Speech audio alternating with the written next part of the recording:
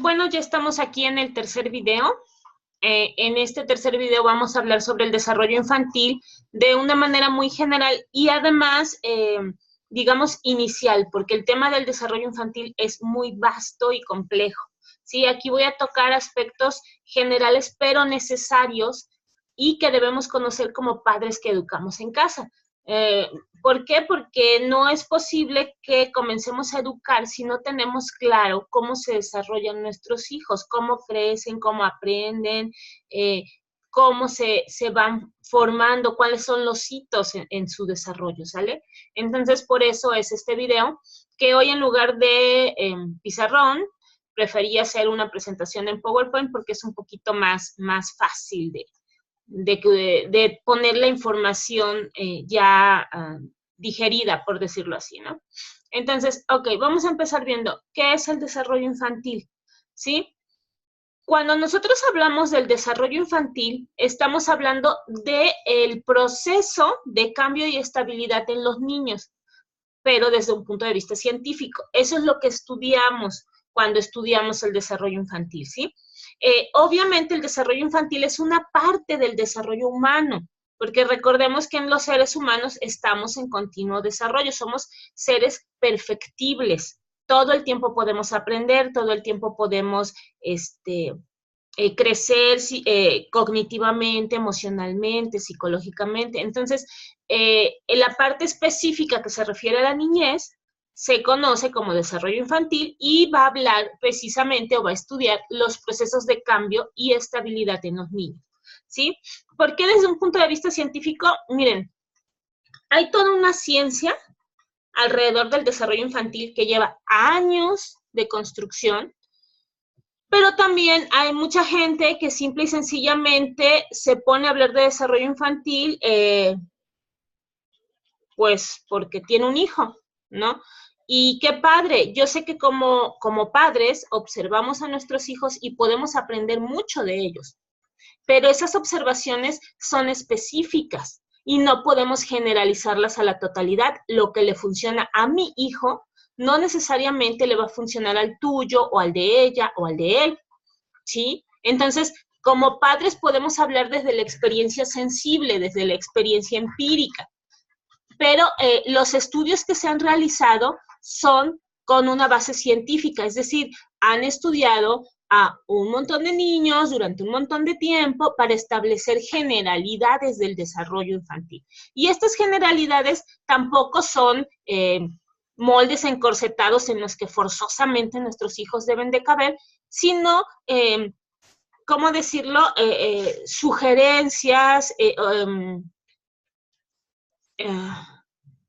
puntos en común que tiene el desarrollo de los niños. Y ese es mejor el tema, el término, perdón, puntos en común.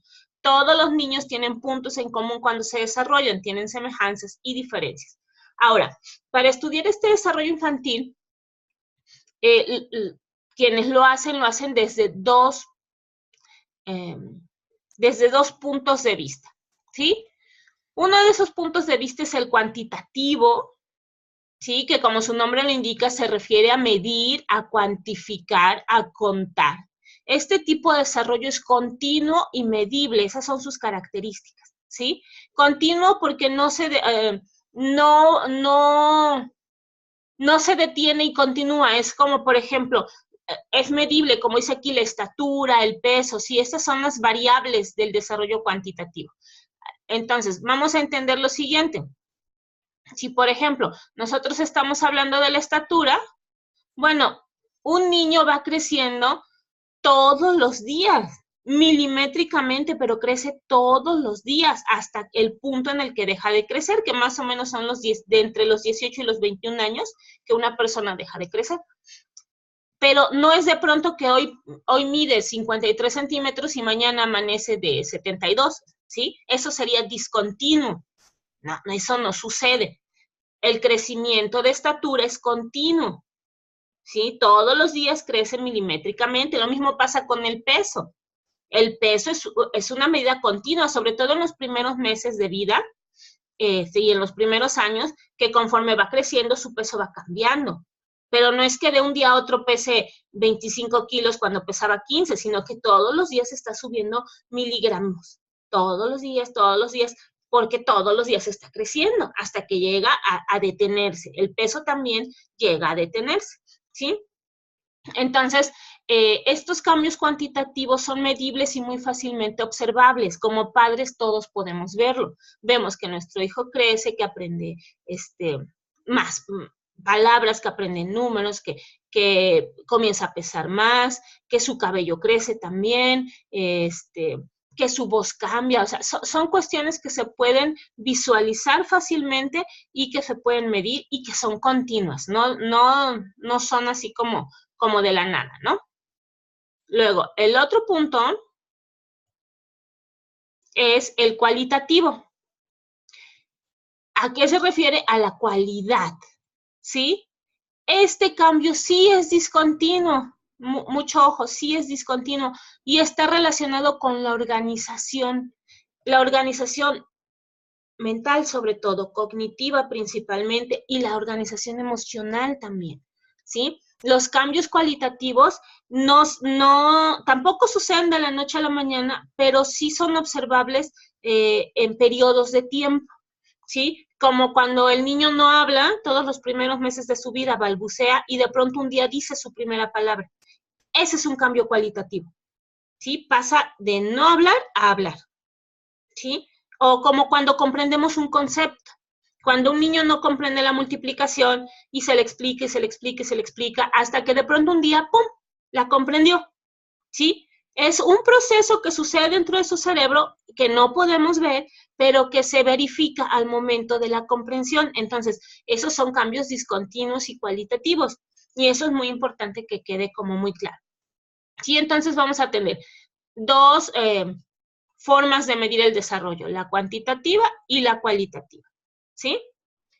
Ahora bien, ya vimos que estudia el desarrollo infantil y todo. Como les decía, estos estudios del desarrollo infantil no surgieron de la noche a la mañana, tampoco fue algo que se le ocurrió a alguien de momento, sino que ha seguido todo un proceso aquí tomamos desde 1632, que es cuando ya tenemos una constancia escrita más concisa, más enfocada a la ciencia del desarrollo, pero en realidad desde tiempos de Aristóteles se ha tratado de comprender y de establecer cómo el ser humano crece, aprende, se transforma, pasa de niño a hombre, de niña a mujer, ¿sale? Eso es desde que el hombre aprendió a pensar, vamos. Pero ya a partir de John Locke es que comienzan los puntos más específicos de un desarrollo teórico sobre el desarrollo infantil, ¿sí? Aquí yo marco algunos, de los que más les podrían interesar son Rousseau y Montessori, obviamente. María Montessori, para la mayoría de los padres que educamos en casa, es uno de los modelos a seguir más pues más fiables y que van más acorde a nuestra forma de educar en casa, ¿sí? Aquí yo marco estos. Locke se destaca porque consideraba al niño como un tablero en blanco en el que los adultos podían escribir. Es un punto de vista muy adultocentrista. Rousseau es más, cree más en el niño. Él cree que el niño lo consideraba un noble salvaje, cree que nace bueno, y que es el medio el que lo vuelve malo, ¿no? Eso después vamos a aprender que ni tan, ni muy, muy. Es decir, ni es cierto que un niño nace bueno, ni es cierto que un niño nace malo, ni es cierto que nace en blanco, ¿sale? Un niño nace sin concepciones de bien ni de mal, ni del mal. Esas se las vamos a enseñar nosotros, ¿sí? Y conforme nosotros los vayamos educando, va a ir obviamente, aprendiendo diferentes situaciones y cosas, ¿sí? Entonces, sí hay una influencia del medio. Darwin, ¿por qué es importante? Porque es el que lanza la teoría de la evolución y él sostiene que las especies se desarrollan por selección natural. Y cuando hablamos de las especies, hablamos de todas, incluida la especie humana, ¿sí? Entonces, él consideraba que había una selección natural en todas las especies.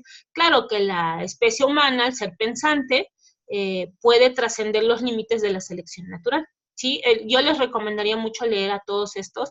Claro que algunos son muy pesados en su comprensión, pero realmente puede uno encontrar cosas muy interesantes para comprender mejor cómo se desarrolla nuestro hijo. Luego está Stanley Hall. Él es el padre del movimiento del estudio infantil, ¿sí? Fue uno de los primeros psicólogos que comenzó a establecer un seguimiento específico de lo que era el desarrollo infantil, pero en más, digamos, en volumen, ¿no? Porque antes de Stanley Hall, muchos científicos tomaban notas, tomaban bitácoras del desarrollo de sus propios hijos, ¿sí? Entonces iban tomando bitácoras del desarrollo de sus propios hijos y las publicaban como un estudio. Y estaba bien, pero era solamente de su hijo, o de sus 2 hijos o 3 hijos, dependiendo cuántos hubieran tenido. Pero ya Stanley Hall comienza a hacerlo ya de una manera más científica, es decir, tomando sujetos de estudio y analizando cómo es el desarrollo de estos sujetos de estudio, ¿no? De ahí viene Alfred Binet, que fue un psicólogo francés. Él es el que comienza con las ondas de las pruebas de inteligencia para medir pues el cociente intelectual y todo ese tipo de asuntos, qué tanto sabe un niño, qué tanto puede aprender, pero se centra en la parte cognitiva, no toman en cuenta otro tipo de inteligencias, porque estamos hablando de un periodo muy primitivo del estudio del desarrollo infantil, ¿sí? Acuérdense de eso, estamos en ese periodo como inicial de todos estos estudios, ¿no? John Dewey, que también es padre de la escuela activa, él es filósofo y educador estadounidense, bueno, todos ellos ya fueron, ¿no? Pero ok, y él lo que consideraba muy importante era precisamente observar al niño en su entorno social, porque él sí ya consideraba que el entorno social tenía una influencia en el desarrollo infantil, lo cual más adelante se comprueba, ¿no? De ahí viene Baldwin. Él comenzó a organizar la psicología como ciencia y uno de sus mayores aportaciones es que destaca la interacción entre naturaleza y crianza. Antes de Baldwin había mucho pleito entre si todo lo que un niño era o podía ser era innato o era aprendido. Es decir, si venía ya en su naturaleza o si podía ser resultado de su crianza. ¿Sí? Esto es algo que es muy viejo en cuestión de disputas teóricas, ¿sí? O sea, un niño ya va a ser mentiroso porque lo trae en sus genes o va a ser mentiroso porque en su familia le enseñan a mentir, ¿sale? Entonces, Baldwin dice, ok, no, ambas son importantes. La naturaleza y la crianza son importantes. Hay cosas que ya vienen en un niño y que su crianza puede desarrollarlas aún más o puede inhibirlas. Entonces, la interacción entre crianza y naturaleza son 2 aspectos que hay que estudiar muy bien en el desarrollo infantil y que nosotros como padres que educamos en casa debemos tenerlo súper consciente.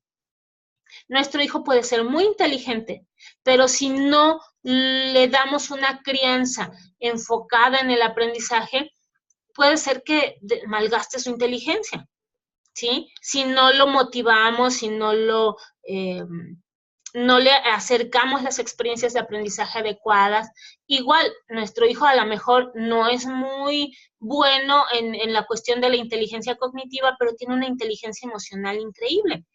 Y si nuestra crianza inhibe su inteligencia emocional, vamos a enfrentarnos también a un desfase entre su naturaleza y la crianza que le hemos dado. Entonces, como padres que educamos en casa, debemos tener bien clarito que nuestra influencia dentro del desarrollo de nuestros hijos es muy grande y muy importante, ¿sí? Por lo mismo debemos prepararnos y estudiar este tipo de temas, ¿sale? Después de Baldwin viene Montessori, que es obviamente la creadora del método Montessori, que está basado en la idea de que todo niño puede ser educado.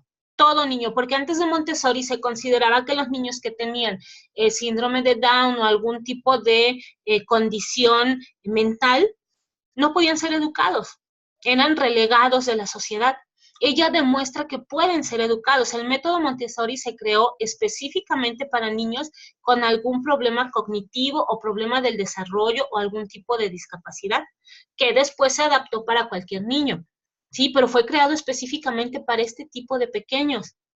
¿Por qué? Porque se basa precisamente en una educación que va de lo simple a lo complejo, que toma en cuenta las características individuales de cada niño para poder extraer de ellos su máximo potencial, ¿sí? Y que además está basado en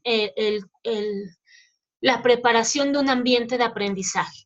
¿Sí? En el método Montessori lo más importante es el ambiente en el que vamos a desarrollar a nuestros hijos para que precisamente ellos puedan interactuar de manera sana con su entorno y aprender pues a mil cosas, ¿no? A valerse por sí mismos, a escribir, a leer, a lo que puedan aprender, de acuerdo a sus características individuales, ¿sale? De ahí viene Watson, él es el padre del conductismo moderno. El conductismo es el que habla de estímulo-respuesta, ¿sí? Premio-castigo, es todo esto de que se considera que el ser humano puede entrenarse para cualquier cosa. Muchas escuelas siguen siendo muy conductistas, muchos padres son muy conductistas, creen que a través de un premio el niño va a comer mejor, pero no lo están educando, lo están entrenando para responder a una cuestión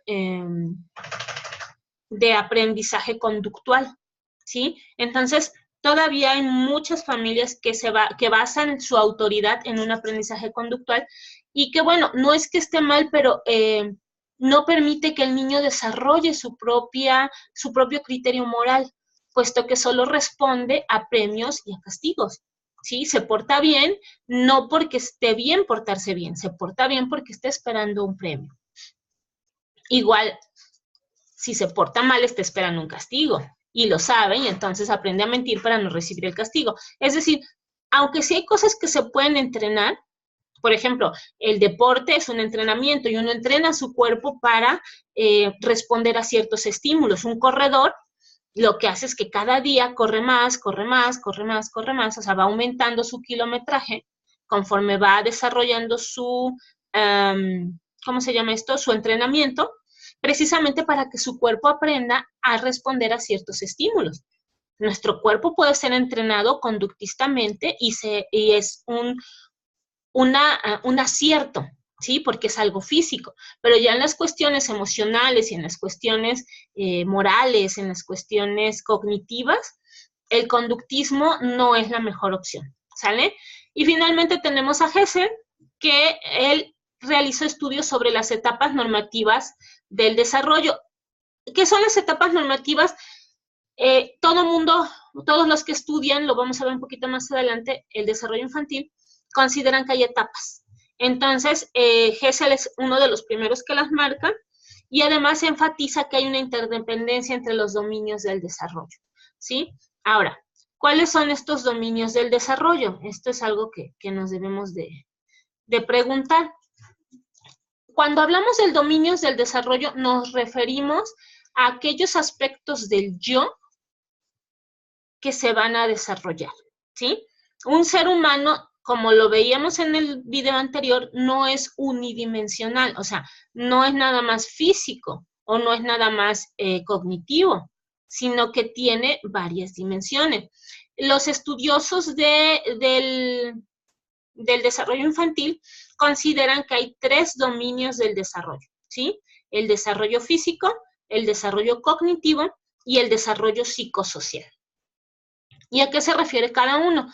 El desarrollo físico nos habla del crecimiento del cuerpo y del cerebro, ¿sí? Incluye patrones de cambio en capacidades sensoriales, habilidades motoras y salud. El desarrollo físico se refiere a nuestro crecimiento de estatura, de peso, de capacidad del habla, por ejemplo, las habilidades sensoriales, cuando ponemos a nuestros hijos a jugar con textura, estamos desarrollando sus sentidos y eso es una parte del desarrollo físico. Cuando los ponemos a gatear, a recortar, a pegar papelitos, estamos desarrollando sus habilidades motoras, ¿sí? Motricidad gruesa, motricidad fina, jugar con el balón, coordinación ojo-mano, coordinación mano-pie, etcétera. Todo eso, lateralidad, todo eso tiene que ver con el desarrollo físico.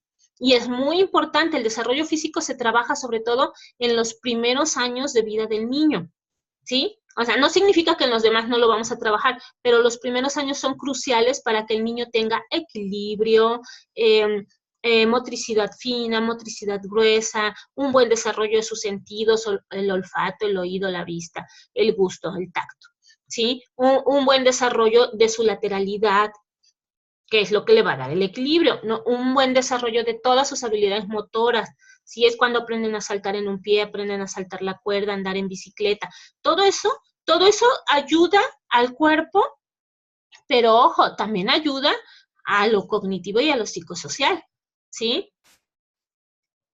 Porque el desarrollo cognitivo va a hablar de un patrón de cambio en las capacidades mentales como el aprendizaje, la atención, la memoria, el lenguaje, el pensamiento, el razonamiento y la creatividad, ¿sí? Pero, por ejemplo, centrémonos en el lenguaje. Adquirir el lenguaje requiere no solamente aprenderse las palabras y decirlas, sino que requiere un desarrollo físico de la lengua y de todo el aparato vocal, la lengua, los dientes, la boca. A un niño cuando a uno le nacen los dientes, por eso balbucea y no puede hacer ciertos sonidos como la R o como aquellas vocales fricativas que tienen, bueno, no son vocales, son consonantes fricativas que tienen que ver con la lengua y los dientes. Si un niño tiene frenillo, va a haber problemas en su lenguaje, en su desarrollo del lenguaje por el mismo frenillo. Es un aspecto físico que interfiere en un desarrollo cognitivo, ¿sale? Entonces, ¿qué tenemos que hacer para que nuestro niño desarrolle un lenguaje? Hacer juegos, por ejemplo, con un popote soplarle a una hojita, a una bolita de papel para empujarla por un caminito. Eso ayuda a desarrollar nuestros pulmones, nuestro aparato fonador, a fortalecer la lengua. Cuando son muy chiquitos comienza uno a jugar con ellos, a hacer ese tipo de sonidos les va a ayudar a fortalecer su lengua para que más adelante puedan pronunciar las palabras correctamente. La dicción, la pronunciación, la entonación, todo lo que tiene que ver con el habla, tiene una base física muy importante. El aprendizaje, la atención, la memoria tienen una base física muy importante en el cerebro, ¿sí? El desarrollo físico va a tener una repercusión directa en el desarrollo cognitivo. Por ejemplo, un niño que no es bien alimentado, sí va a tener un desarrollo físico pobre, pero también un desarrollo cognitivo pobre, porque el cerebro necesita alimento. Y un niño que es alimentado con puras porquerías o comida chatarra va a tener un desarrollo cognitivo limitado, porque no tiene todas las sustancias, las proteínas, los carbohidratos, las vitaminas, los minerales, todo lo que requiere el cerebro para funcionar bien. Lo mismo, un niño que todo el tiempo está sentado y no hace ejercicio, no oxigena su cerebro de manera adecuada y puede verse afectado a su capacidad de memoria, su capacidad de atención, ¿sí? El desarrollo de su pensamiento creativo. Entonces, estos dominios del desarrollo están sumamente relacionados entre sí, ¿sí? Igual con el desarrollo psicosocial. El desarrollo psicosocial es todo aquello en donde van a entrar las emociones, la personalidad, las relaciones sociales. Aquí viene el desarrollo ético, el desarrollo espiritual, el desarrollo moral. Toda esa parte, el desarrollo emocional y psicológico del niño, es precisamente a lo que se refiere el desarrollo psicosocial. Y también está totalmente relacionado con lo físico y lo cognitivo. Actualmente, las neurociencias han comprobado, ya se comprobó científicamente con escáneres y cerebrales y todo ese rollo, que las emociones juegan un papel fundamental en el aprendizaje, ¿sí? Para que una persona pueda desarrollar su aprendizaje de manera adecuada, necesita aprender a desarrollar sus emociones de manera sana y adecuada. Una persona triste tiene más problemas para concentrarse. Una persona feliz es más fácil que se concentre y que ponga atención, que su memoria funcione mejor. ¿sí? Las emociones son la base del aprendizaje y del desarrollo cerebral. Entonces, si queremos unas emociones sanas, también tiene mucho que ver con, por ejemplo, tener actividad física. Un niño que no tiene actividad física no oxigena su cerebro, pero no produce tampoco dopamina, y otra sustancia que ahorita no recuerdo cómo se llama, serotonina, etcétera. Sí, a veces me dicen, es que mi hijo no se quiere dormir, no produce suficiente serotonina en su cerebro. ¿Por qué? Pues probablemente porque tiene todos los focos prendidos, porque jugó hasta tarde videojuegos y entonces su cerebro está excitado, porque no se está alimentando correctamente. O sea, hay cientos de razones físicas por las que un niño no puede dormir a sus horas, ¿sí? Por eso hablan de estructura. Cuando nosotros hablamos de estructura para llevar a nuestro hijo a dormir, significa hacer una serie de actividades que le van produciendo una baja en sus procesos mentales y lo van llevando a producir serotonina para poderse dormir, ¿sí? Igual, cuando nosotros hablamos de la dopamina, es esa euforia que siente uno cuando está uno contento. La dopamina ayuda a fijar ciertas cosas, a poner más atención, a estar más despiertos. Entonces, hay muchas sustancias en el cerebro que tienen que ver con el desarrollo de las emociones y que tienen que ver con la parte cognitiva. Entonces, estos tres dominios del desarrollo están relacionados intrínsecamente. No podemos hablar de un desarrollo cognitivo si no cuidamos el desarrollo físico y el desarrollo psicosocial. Por eso, cuando los papás me dicen, es que mi hijo tiene un coeficiente intelectual de 180 y me dicen que es de altas capacidades. Pues a lo mejor sí, a lo mejor no. O sea, resulta que hay que ver cómo está en esto y en esto. O sea, hay desarrollos asíncronos, es cierto, hay niños que tienen una alta capacidad cognitiva a muy temprana edad, pero un pobre desarrollo físico y psicosocial. Entonces hay que equilibrar el aprendizaje de manera que pueda desarrollar sus tres dominios de manera equilibrada, ¿sí? Tanto la discapacidad como puede ser el autismo, como puede ser el TDAH, el TDAH, sí, siempre lo confundo, como puede ser la dislexia, como puede ser cualquiera de ellas, tiene que ser diagnosticada por un experto. Lo mismo sucede con las aptitudes sobresalientes, ¿sí? O lo que le llaman,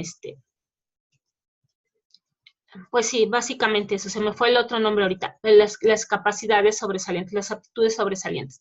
Entonces, ambos lados del espectro necesitan ser adecuadamente diagnosticados y no es sencillo porque hay que diagnosticar todo esto, hay que diagnosticar sus hitos en el desarrollo psicosocial, en el desarrollo cognitivo, en el desarrollo físico y además darnos cuenta si se mantienen en el tiempo, ¿sale? ¿Por qué? Porque hay muchos casos, conozco al menos 5 casos de diagnósticos erróneos. Entonces, no podemos irnos con la primera impresión. Necesitamos observación, necesitamos trabajo, necesitamos terapias para ir viendo si de verdad nuestros hijos tienen lo que les diagnosticaron o no. ¿Sí? Entonces, por eso es importante conocer esto del desarrollo, porque cuando nosotros estudiamos el desarrollo infantil, podemos observar a nuestros hijos con un poco más de objetividad. Como padres a veces perdemos la objetividad y eso es muy peligroso para nuestros hijos, porque nosotros influimos en su desarrollo. Entonces, necesitamos ser muy objetivos para precisamente ofrecerles las herramientas adecuadas. Si efectivamente tiene aptitudes sobresalientes, ¡qué genial! Hay que ir con expertos en las altas capacidades para precisamente poder ofrecerle a nuestros hijos los mejores ambientes para su desarrollo psicosocial, las mejores experiencias para su desarrollo cognitivo y los mejores ejercicios para su desarrollo físico, ¿sí? Pero eso hay que hacerlo para un niño que entra dentro del rango de la normalidad, que odio esa palabra, pero bueno, dentro del rango de la normalidad, o para un niño que tiene autismo o dislexia, ¿sí? Necesitamos conocer las características de nuestros hijos, pero también conocer qué podemos hacer para ofrecerles las mejores experiencias en cada ámbito del desarrollo, ¿sí? Entonces, ok, esos son los dominios y ahí vamos. Ahora, viene el otro punto que es muy interesante. Cuando nosotros hablamos muchas veces de que mi hijo tiene dislexia o que tiene autismo o que tiene altas capacidades o que es un niño promedio, estamos hablando precisamente de aspectos muy dispares que se basan en el estudio de los hitos dentro de los periodos de desarrollo. ¿Qué es un hito en el periodo de desarrollo? Es cuando un niño logra algo, ¿sí? Muchas veces cuando los niños aprenden a leer muy chiquitos y aprenden a escribir muy chiquitos, comenzamos a considerar que a lo mejor tiene altas capacidades porque está leyendo y escribiendo muy chiquito, ¿no? Y se supone que deben aprender a leer y escribir por ahí de los 7, los 8, y mi hijo tiene 3, ¿no? Y ya lee, ya escribe, ya cuenta, ya suma, ya resta. Ok, a lo mejor sí, a lo mejor no. Por eso tiene que ser un experto, ¿sí? ¿Qué es lo que pasa? Que se consideran ciertos periodos del desarrollo que han establecido los estudiosos, pero esos periodos de desarrollo, punto número 1, son arbitrarios y son una construcción social. ¿Qué significa eso? Que no son naturales. Cuando llega una mamá y me dice, es que, ¿qué es lo que debe saber mi hijo de 3 años? Pues señora, lo que usted le quiera enseñar. Sí, o sea, no se trata de lo que debe saber, se trata de lo que puede saber, ¿sí? Y lo que puede saber depende del entorno, de su grado de maduración, de qué tanto tiempo le dedicamos, de qué tanto el niño quiere hacerlo y aprender lo que nosotros queremos que aprenda, ¿sí? Depende de un montón de factores. No solamente porque es que a mí mi amiga me dijo que el método Doman va a permitir que mi hijo de 2 años aprenda a leer. A lo mejor sí, a lo mejor no. Vamos otra vez a lo mismo. ¿Por qué? Porque los periodos del desarrollo son una construcción social. Los estudiosos analizaron un montón de niños y dijeron, los periodos son por lo general 5 y son los siguientes. ¿Sí? El prenatal, el de lactancia y primera infancia, el de segunda infancia, el de tercera infancia y la adolescencia. En el prenatal los niños tienen que, pues es toda la parte que va de la concepción a que nacen, ¿sí? Es toda la parte que va de la concepción a que nacen y podemos decir que deben de desarrollar obviamente sus órganos internos, su sistema nervioso, su cerebro, etc.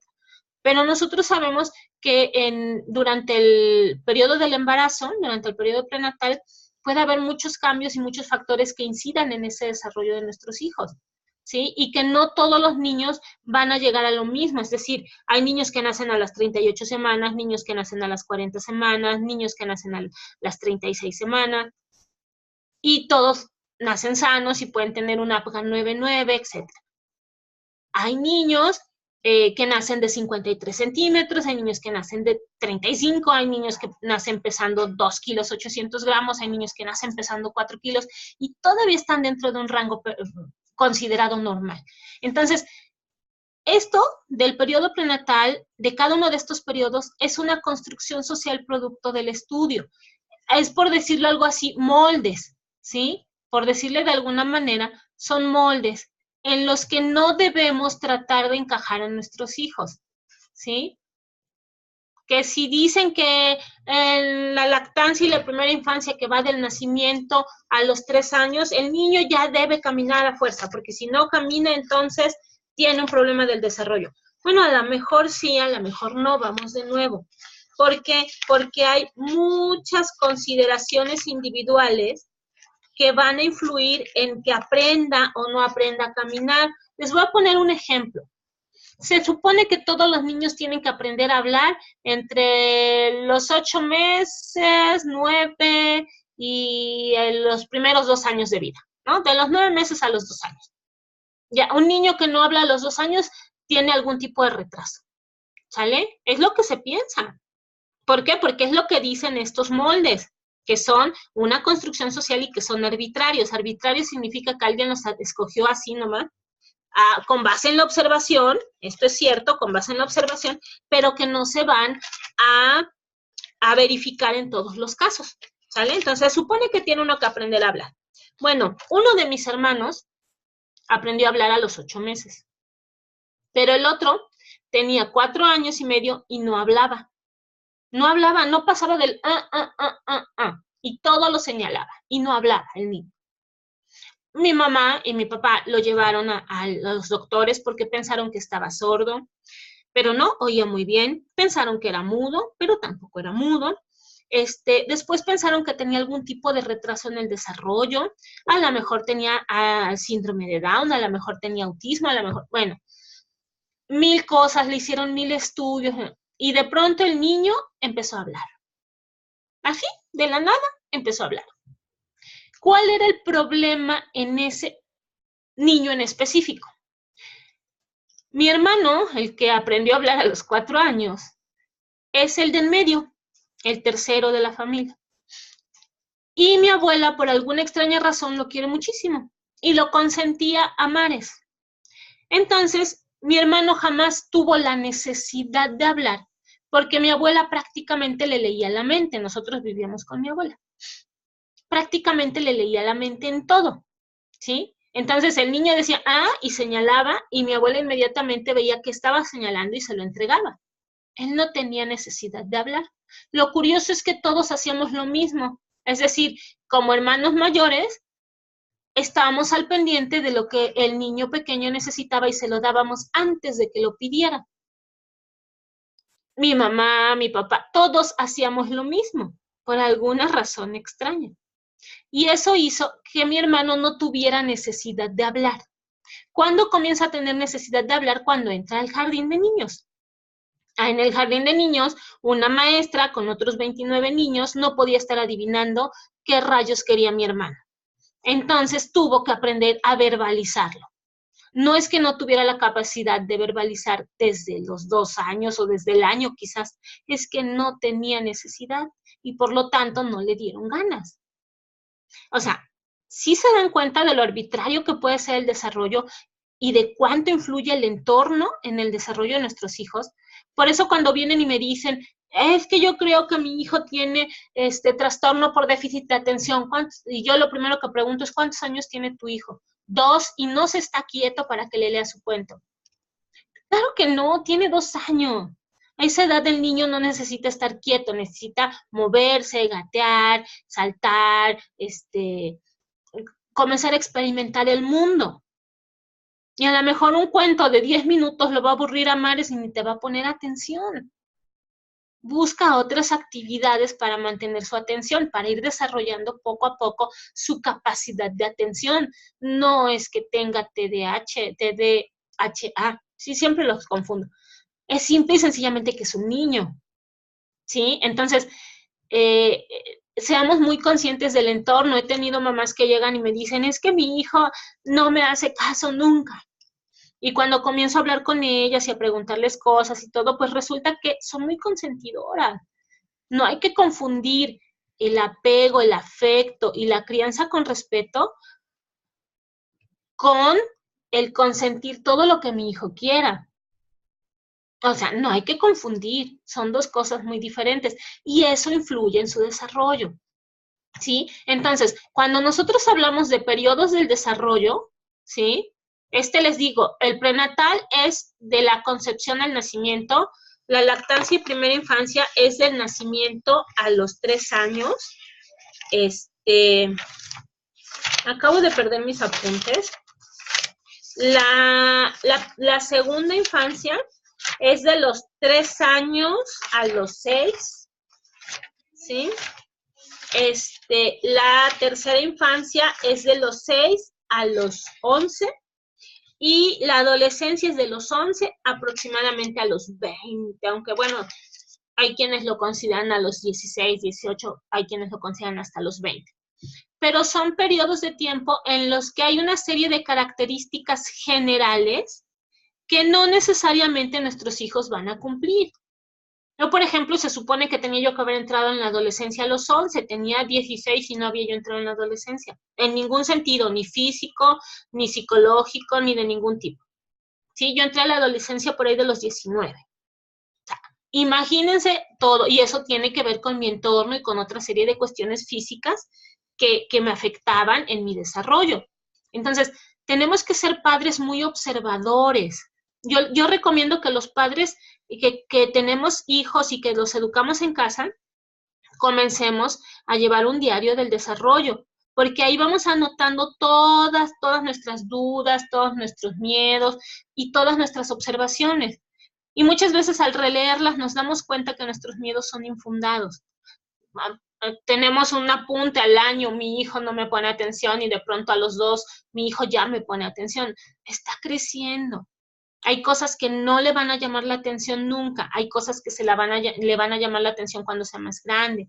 Hay gustos que va a perder y gustos que va a mantener. ¿Sí? Estos periodos del desarrollo son moldes que crearon los teóricos, pero no son para que encajemos a fuerza a nuestros hijos, no son corsets, ¿sí?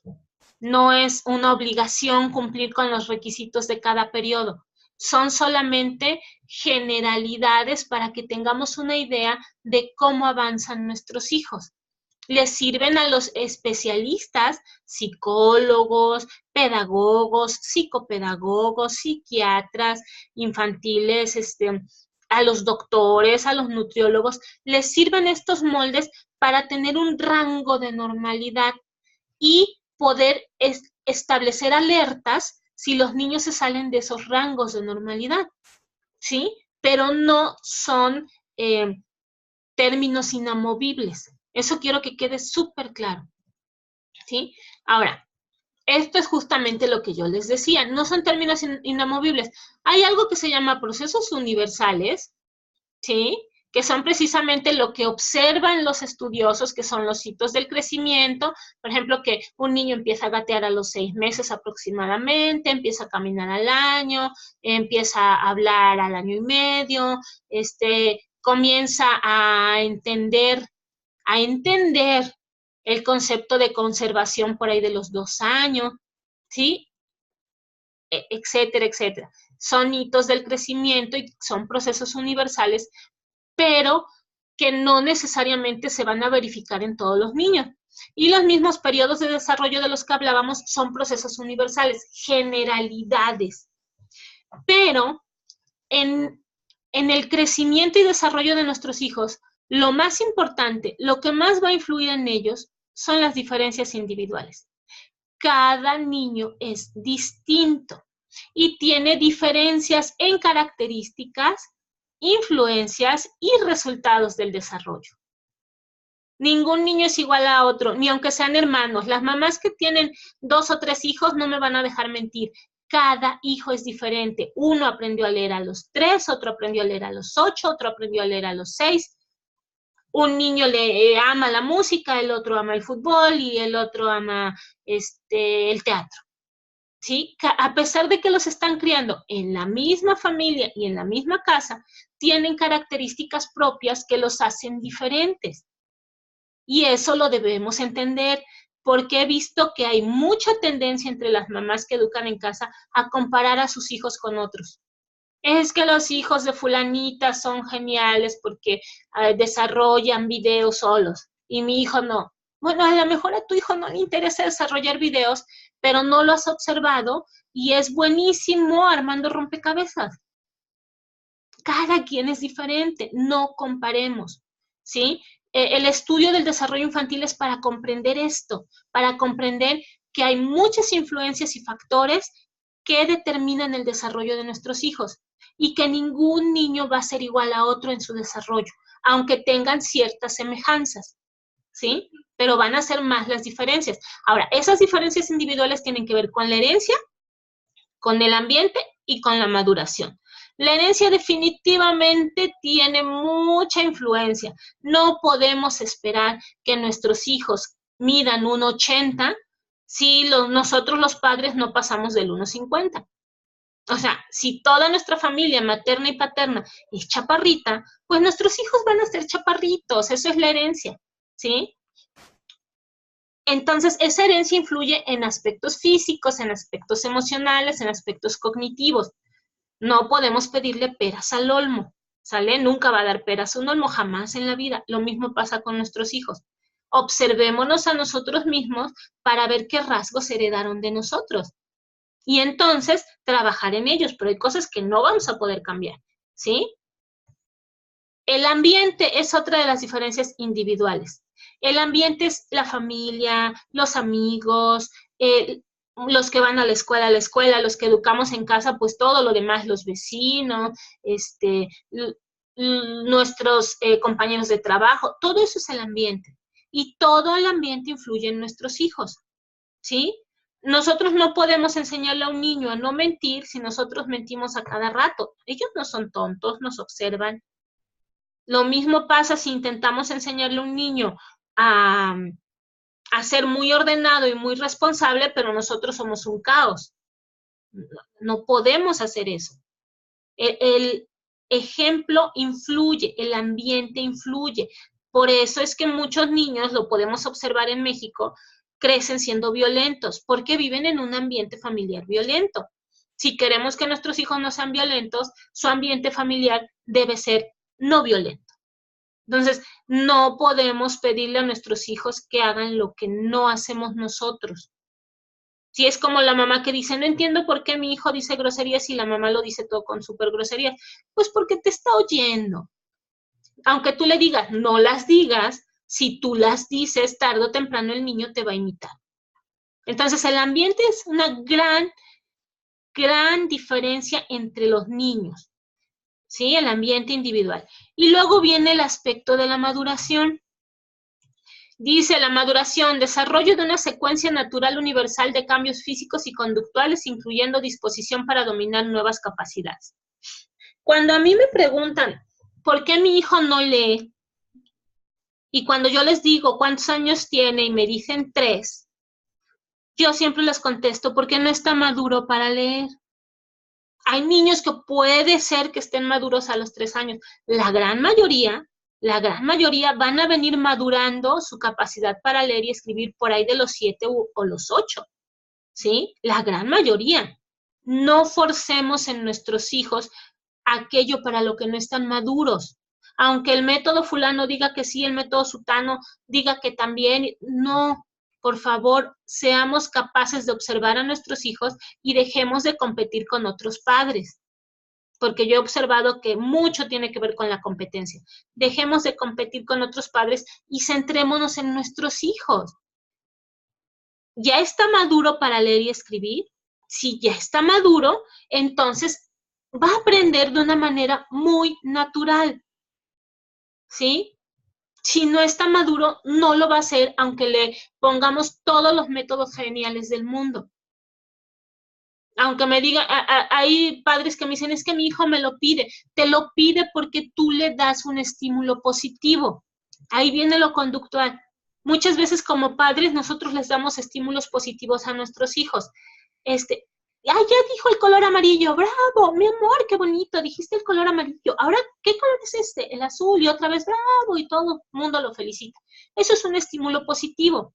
El niño siente un refuerzo, se siente admirado, amado, acogido, y entonces va a repetir esa conducta constantemente porque le gusta lo que siente, ¿sí? Entonces muchas veces, cuando a mí llega un papá o una mamá y me dice, es que mi hijo me lo pide, yo me doy cuenta que ahí hay un problema, porque los hijos a edades tempranas, cuando piden algo, o sea, sobre todo en cuestiones de que nos satisfacen a los adultos, lo piden por eso, porque quieren satisfacer a sus padres. Es algo natural en los niños.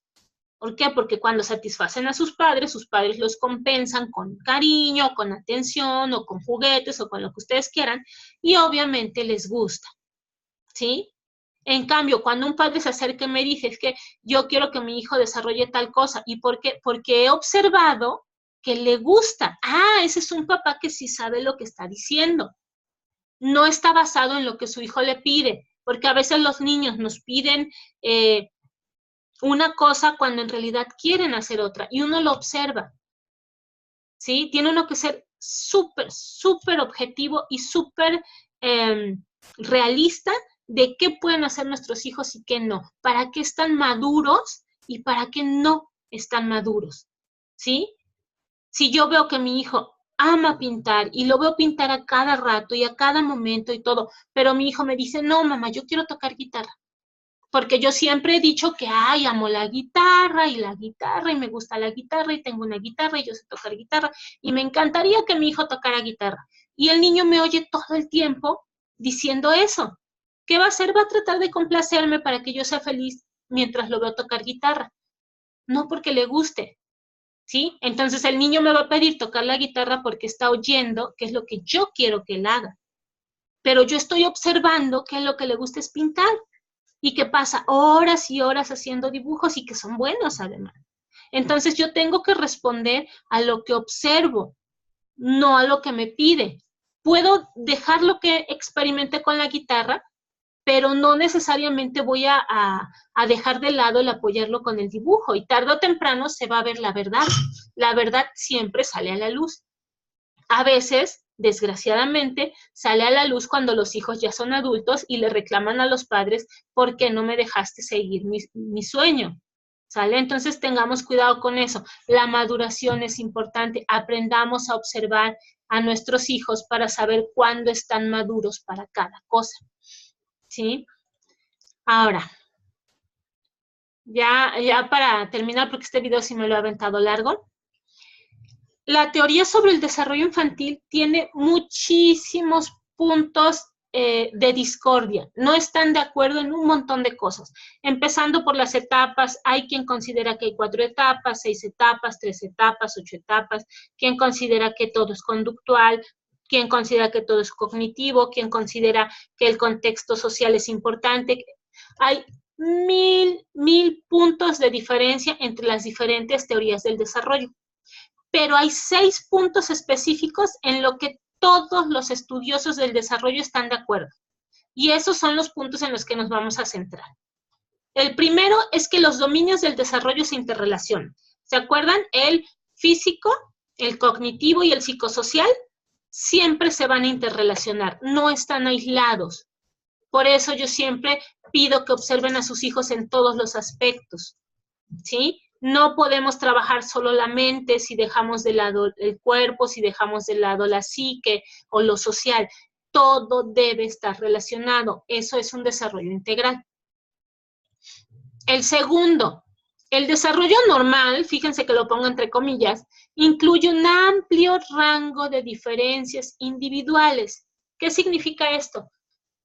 Que ningún niño es igual a otro y todos pueden encajar en el rango normal, ¿sale? No porque mi hijo no logra dominar la suma y ya tiene 10 años, va a tener un problema. No, a lo mejor simple y sencillamente sus habilidades están en otro lado y tarde o temprano va a comprender la suma. A lo mejor se la estoy enseñando mal. Hay un meme en Facebook que de una niña que le dice a su maestra, ¿por qué me dice que yo tengo un problema de aprendizaje? A lo mejor usted tiene un problema de enseñanza. Y es muy cierto. Para los padres que educamos en casa debemos de ser muy cuidadosos en observar si lo que está fallando es la capacidad de aprendizaje de mi hijo o lo que está fallando es mi capacidad de enseñanza. Porque a lo mejor yo forzosamente le quiero enseñar a sumar como a mí me enseñaron en la primaria y a él no le funciona eso. A lo mejor a él le funciona aprender a sumar con otro método, con otra forma, con carritos o con bolitas o con otras formas. Entonces tenemos que probar métodos, tenemos que probar estilos, tenemos que probar 1000 cosas y tenemos que aprender todo el tiempo. Y no porque mi hijo salta 5 centímetros más que el otro niño, ya entonces estamos pensando que tiene unas super habilidades para saltar. Ojo, hay un amplio rango de diferencias individuales en el desarrollo de los niños. Y esos no los hacen ni mejores ni peores. Son niños, son diferentes y son geniales. ¿ok? Hay una bidireccionalidad de la influencia. ¿Qué es esto? Todos los estudiosos del desarrollo infantil están de acuerdo en que el entorno, es decir, los adultos, influimos en el desarrollo de nuestros hijos, ¿sí? Pero también nuestros hijos influyen en nosotros. Y además, influyen en otros niños, ¿sí? O sea, no nada más el niño va a aprender lo que yo le enseñe, va a aprender también lo que observa en la calle, en la televisión, con sus amigos, con sus tíos. Todo el entorno está influyendo en ellos todo el tiempo. Pero también ellos están todo el tiempo modificando el entorno, porque obviamente si yo veo que a mi hijo le gusta bailar, pues le voy a poner más música para bailar. Y eso va a provocar que le guste más bailar, ¿sí? Estamos influyendo uno en el otro. Y eso es muy importante tenerlo en cuenta. Por eso los ambientes de aprendizaje favorecen el aprendizaje, porque el entorno está influyendo en el niño. ¿Ok? Ahora, hay una gran importancia en la historia y la cultura. También están muy de acuerdo los teóricos del desarrollo que la historia familiar, la historia de la comunidad, la historia del país y la historia en general del mundo influyen en el desarrollo infantil. ¿Sale? Si ustedes se dan cuenta, cuando nosotros revisamos la historia, nos damos cuenta que, por ejemplo, antes de la Revolución Industrial, la infancia terminaba por ahí de los 14 a 15 años cuando ya se casaban y asumían las responsabilidades de una persona adulta. Ahorita nos asusta, pero en ese tiempo era normal, porque además el promedio de vida era de 40 años. Entonces, pues a los 13 ya casi estás a la mitad de tu vida. Sí se dan cuenta, ahora nuestro promedio de vida es de 90, 80, 90 años. Obviamente a los 13 estás en la primera parte. Entonces ya a partir de la revolución industrial se comienza a hablar de adolescencia, pero el concepto de adolescencia es un concepto nuevo que ha podido estudiarse y mantenerse debido a que han cambiado la historia del mundo, a que ahora los seres humanos vivimos hasta los 90, por lo tanto, a los 40, 45, 50 apenas estamos a la mitad de nuestra vida. Tenemos más tiempo para desarrollarnos bien. También es importante la cultura, por eso va a haber diferencias entre un niño de una cultura otomí, de una etnia, y un niño de la Ciudad de México, por ejemplo, porque los aspectos culturales son muy fuertes, el lenguaje, hay formas diferentes de pensamiento entre un niño estadounidense y un niño mexicano. ¿Por qué? Porque su lenguaje es diferente. Entonces se estructuran el mundo diferente. Sus costumbres son distintas. Todo eso influye en su desarrollo. ¿Sale? Entonces la historia y la cultura son dos aspectos muy importantes que debemos tomar en cuenta para estar atentos al desarrollo de nuestros hijos. ¿Sí? El otro punto en el que están de acuerdo todos los teóricos del desarrollo infantil es que las primeras experiencias de vida son muy importantes, pero los niños tienen una gran capacidad de resiliencia. Esto porque se dice mucho que, por ejemplo, un niño que en su primer año de vida, en sus primeros años de vida, fue separado de sus padres y no recibió el amor que se necesita, va a tener muchos problemas en su desarrollo emocional. Esto es cierto, es real, porque ese contacto con los padres, sobre todo con la madre, permite crear algo que se llama urdimbre afectiva y que es la base para el desarrollo de las emociones. Por eso los niños criados en orfanatos desde temprana edad, los niños que son abandonados, tienen mucho problema para empatizar, tienen mucho problema para mantener relaciones sanas, porque les faltó esa base del desarrollo emocional, que es la urdimbre afectiva que proporciona la madre y el padre. Sobre todo la madre, pero el padre también juega un papel súper importante. Entonces, esas primeras experiencias marcan la vida de los niños, pero hay muchos casos de niños que tuvieron una infancia tremendamente horrorosa y que sin embargo se desarrollan como seres humanos grandiosos y hermosos. ¿Sale? ¿Por qué? Porque cada niño es diferente y porque realmente los niños tienen una gran capacidad de resiliencia. Esto lo debemos tener en cuenta para no sentirnos culpables porque todos cometemos errores cuando nuestros hijos están empezando a desarrollarse, pero no es el fin del mundo. Si siguen con nosotros y los estamos educando en casa, podemos remediar esos errores, podemos trabajar con ellos, podemos ayudarlos a desarrollarse mejor, ¿sale? Eso es bien importante porque cómo se me acercan mamás con complejo de culpa por detallitos chiquitos durante el embarazo, durante su primer año, durante su segundo año. Vamos, todavía están con ellos, todavía pueden trabajar en ello, todavía pueden modificarlo, todavía pueden ser la diferencia para que su hijo sea un gran ser humano. Entonces, sí es cierto que hay sucesos que marcan la vida, pero debemos ayudarnos de su capacidad de resiliencia para modificar esos sucesos, o sea, en el futuro, no en el pasado, obviamente. Y finalmente, hay una continuidad del desarrollo a lo largo de la vida. Esto es bien importante. El desarrollo no se termina cuando cumplimos 20 años. Puede ser que dejemos de crecer de estatura, pero nuestro desarrollo cognitivo, nuestro desarrollo físico, nuestro desarrollo psicosocial no se termina. Hay personas que aprenden a bailar a los 40, ¿sale? ¿Por qué? Porque todo el tiempo podemos aprender. Hay personas que aprenden a comunicarse sanamente a los 60. Hay personas que logran desarrollar aprendizajes a los 30, 35, o sea, nunca dejamos de aprender, nunca dejamos de desarrollarnos. El desarrollo es desde que nacemos hasta que morimos. Entonces, toda la vida es una oportunidad para transformarnos.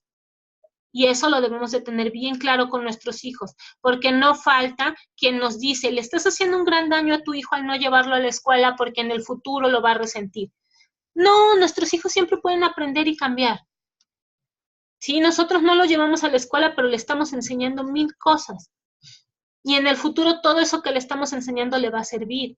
Y si quiere aprender algo nuevo, lo puede hacer, porque todo el tiempo podemos aprender. Entonces, esto espero que les haya quedado muy clarito. Todo esto lo tomé del libro de Diane Papalia, Psicología del Desarrollo.